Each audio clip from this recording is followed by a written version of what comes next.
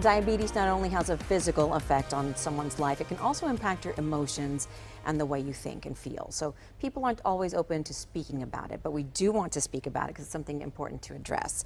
So maybe, Dr. Palacios, maybe you should start. What are the responses that you hear? Is there sometimes some anxiety about what's going to happen? Is there sometimes a depression about being diagnosed with any sort of illness? One of the things that you see along with diabetes is a comorbidity between diabetes and depression. And so one of the things that that's actually quite fascinating about the two illnesses or diseases is the fact that their symptoms mimic each other. Depression, you will have fatigue, you will have appetite disturbances, and so you will have irritability. Some of those same symptoms are seen in individuals with diabetes. And so there is a stigma when it comes to not only the psychological disorder, depression, but also with some of the invisible disabilities such as diabetes, and there really isn't a physical representation of the disease. And so one of the things that is often seen is that stigma where you feel, oh, I did this to myself. You know, I can't believe that I let it progress this far. And so it plays with your emotions as well as the physical aspect of the individual. We want to talk about the lifestyle Yes.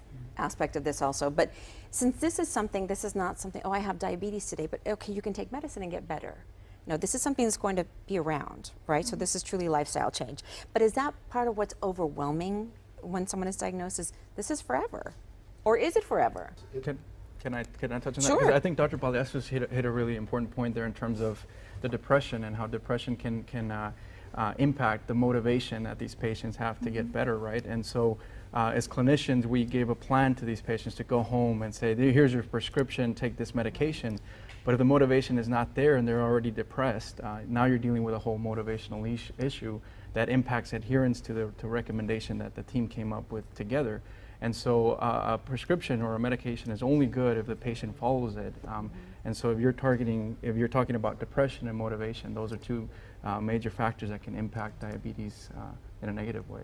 And we have a large population of people with diabetes here. Do you see that often? I do. They're just quite a not bit. going to, I'm not going to follow that diet because I like to eat this.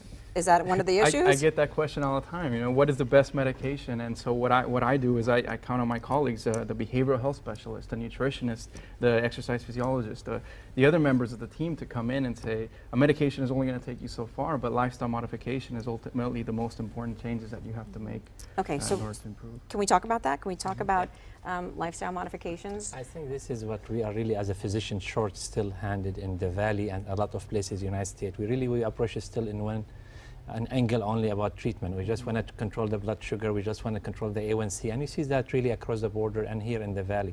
I think right now in the last few years there's a lot more awareness and coming from the university involvement in the Valley and a lot of new data coming out that how important to work as a team. I feel the approach in the Valley here is a teamwork really. The patient in the center, in the middle, and then we have the community also participating, you know. That's why it has to be approached this way to look at it and really make a big difference, change the quality of life.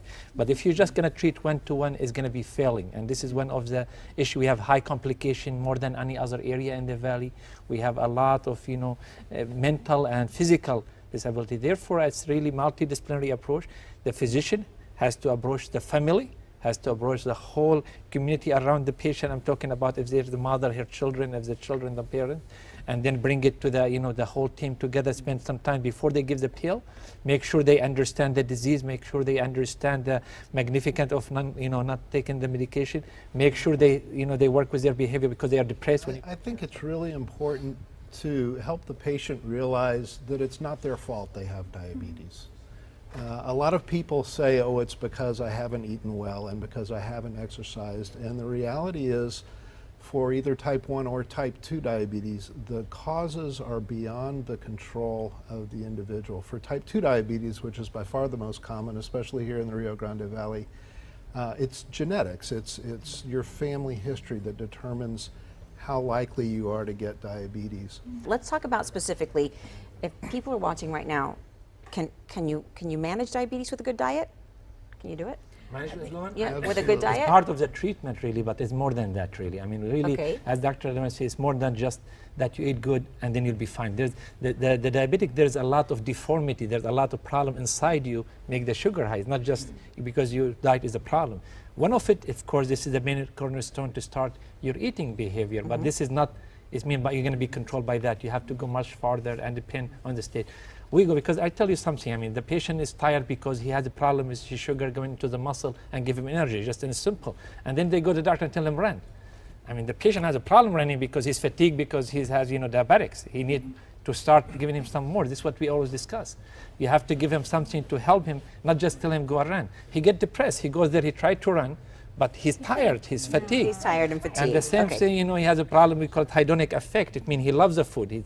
It's emotional, driving his behavior, emotional. You have to change to cognition. There's in your brain 2 areas control your behavior. One is your emotional and what your cognition. You have to start give him knowledge that he control that instead of telling him just let the emotional control that. This is why I see it as approach. I think one really important message that the physician community and the medical providers can give to patients is that you can influence your disease. But if we can promote hope, because you really can, I mean, taking those medications, adhering to a proper diet, taking those steps to even exercise, even if it's 5 or 10 minutes, those little changes can add up and make a difference. And I think exercise counts, the diet diet counts. it all all of those counts, things all of play those into- things count. I guess not only into the physical, but also to the emotional part. Because if you're out exercising and doing more things, then that does play into And the I want to emotional add really side. very important, the diabetic is a progressive disease if you let it go. It means you wait from stage 1, 2, 3, 4, more serious. The sooner you attack, you stop the disease, slow down. That's why you're going to go farther. That's why this is very important, early intervention. That's why if you have Early somebody, intervention. early intervention, that's what really the most important things in treatment, not when somebody is already sugar all over the places and everything. They're already too late, which we need to treat them and be careful. So we're gonna take a break. We're gonna take a break. We're gonna talk still about some lifestyle changes. Also, we have questions for our viewers. They want to know some things, asking about treatment, asking about help with treatment. So we're gonna be back in 2 minutes. Stay with us.